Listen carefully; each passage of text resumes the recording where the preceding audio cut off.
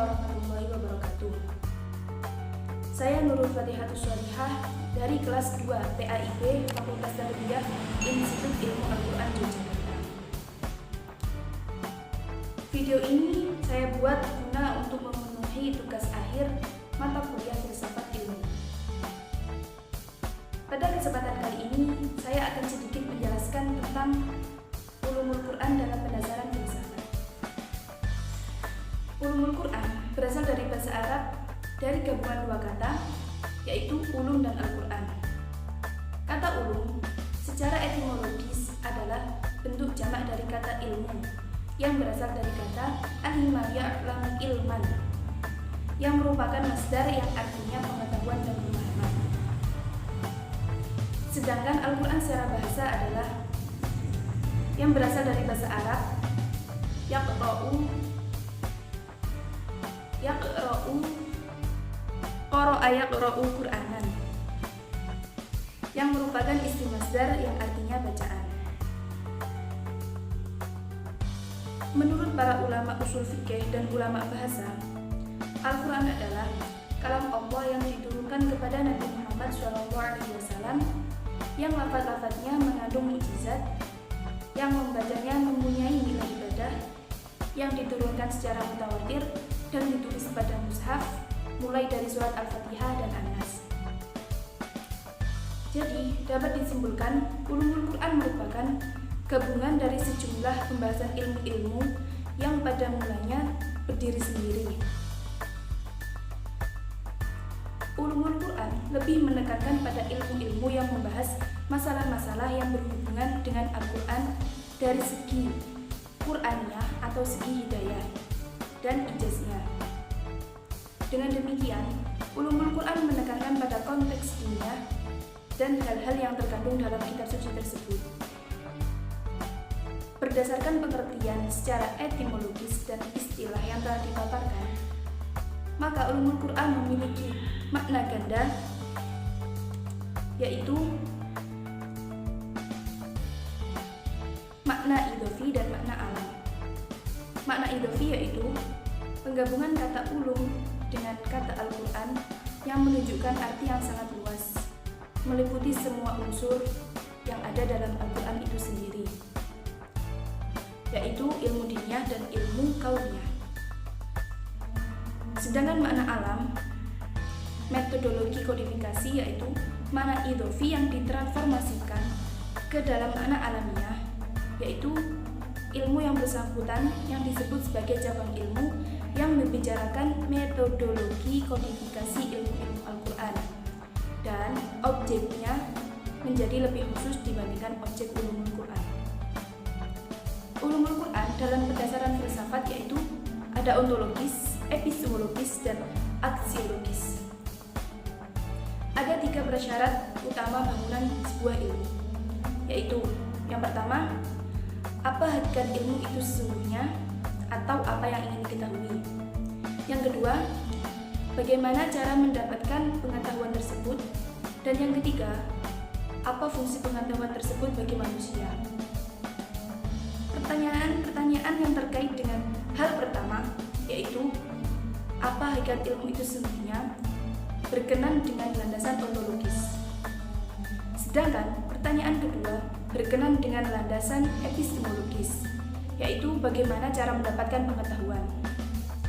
Dan pertanyaan ketiga berkaitan dengan landasan aksiologis, yaitu apa fungsi pengetahuan tersebut.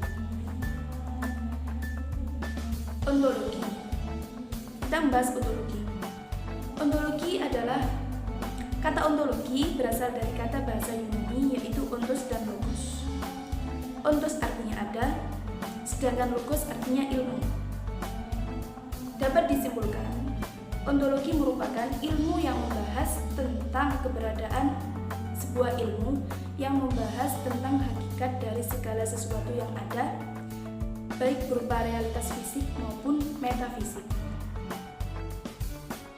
Dalam sudut pandang ontologi, yaitu apa yang dipelajari oleh ulumul Al-Quran dengan menganalisa pengetahuan ulum Al-Quran baik secara etimologis maupun terminologi, maka tergambarlah objek yang akan menjadi kajiannya. Secara garis besar, objek kajiannya disebutkan beberapa, yaitu sejarah dan perkembangan ulumul Al-Quran, yang meliputi rintisan ulum Al-Quran pada masa Rasulullah SAW, pada masa sahabat, tabi'in, tabi'in, dan perkembangan selanjutnya dengan nama-nama ulama dan karangannya di bidang ulum Al-Quran di setiap zaman dan tempat. Yang kedua, pengetahuan tentang Al-Quran, meliputi makna Al-Quran, karakteristik Al-Quran, nama-nama Al-Quran, wahyu turunnya Al-Quran, dan ayat makiyah dan madaniyah, dan sebagainya. Yang ketiga, metodologi penafsiran Al-Quran, yaitu meliputi pengertian tafsir dan takwil, syarat-syarat mufasir dan adab-adabnya, dan sebagainya. Dengan demikian, kajian ulumul Quran adalah segala ilmu yang erat kaitannya dengan intisari ajaran Al-Quran, baik dari segi penulisan, cara membaca, menafsirkan, atau asbabun nuzul, atau nasih mansuh, dan kemujizatan maupun. Ulumul Quran akan berkembang sesuai perkembangan waktu yang semakin kompleks dan global. Ulumul Al-Quran ada karena perkembangan masalah yang berhubungan dengan Al-Quran. Hal ini tidak terlepas dari fungsi Al-Quran sebagai pedoman umat Islam. Yang kedua, epistemologi. Epistemologi berasal dari bahasa Yunani, yaitu episteme yang berarti pengetahuan dan logos yang berarti teori, pembicaraan atau ilmu. Epistemologis merupakan cabang filsafat yang berkaitan dengan asal, sifat, dan jenis pengetahuan. Epistemologi dipahami sarana untuk meneliti prosedur-prosedur metodologis yang dibangun oleh beragam asumsi dengan cara mengkritis serta mempertanyakan atau menguji kembali pengetahuan itu sendiri. Dapat disadari bahwa setiap fase mempunyai metode yang berbeda-beda dalam penggalian ulumul Quran. Beberapa fase tersebut yaitu fase sebelum kodifikasi, fase di mana ulum Al-Quran semenjak Nabi Muhammad SAW masih ada. Setiap Rasulullah menerima wahyu ayat Al-Quran, beliau menyampaikan wahyu kepada para sahabatnya. Rasulullah menjelaskan dan menafsirkan ayat Al-Quran kepada mereka dengan sabda, perbuatan, persetujuan beliau, serta dengan akhlak-akhlak beliau. Yang kedua, fase kodifikasi. Pada fase kodifikasi ini, ulum Al-Quran dan kitab-kitab keilmuan mulai dikodifikasikan. Fase ini berlangsung pada Khalifah Ali bin Abi Thalib yang memerintahkan Abu As'ad ad-Dauli untuk menulis ilmu nahwu. Setelah itu, mengkodifikasikan ilmu semakin marak, terlebih-lebih pada masa pemerintahan Bani Umayyah dan Bani Abbasiyah. Yang ketiga, aksiologi. Aksiologi dalam filsafat ilmu membicarakan tentang kegunaan dari sebuah ilmu, yaitu untuk apa ilmu itu dipelajari atau apa nilai manfaat buat kehidupan manusia. Aksiologi berasal dari bahasa Yunani, yaitu aksio dan logos.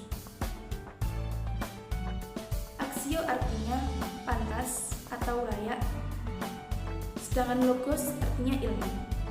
Jadi, aksio merupakan suatu teori nilai yang berhubungan dengan kegunaan dari pengetahuan yang telah diperoleh. Aksiologi sendiri dapat diartikan sebagai sebuah ilmu yang membahas tentang hakikat, manfaat, atau kegunaan dan pengetahuan yang sudah ada. Melaksanakan ajaran Islam tidaklah akan berhasil kecuali dengan memahami dan menghayati Al-Quran terlebih dahulu. Dengan berpedoman atau atas nasihat dan petunjuk yang tercakup di dalamnya.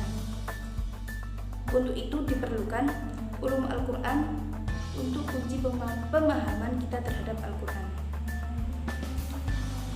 Pembaca Al-Quran seharusnya mempelajari aturan-aturan tentang hukum-hukum Al-Quran, sehingga dapat memahami dan mengetahui apa yang menjadi kewajiban bagi dirinya. Maka pembaca dapat mengetahui manfaat dari bacaannya dan dapat mengamalkan apa yang telah dibaca. Sekian dari saya. Wassalamualaikum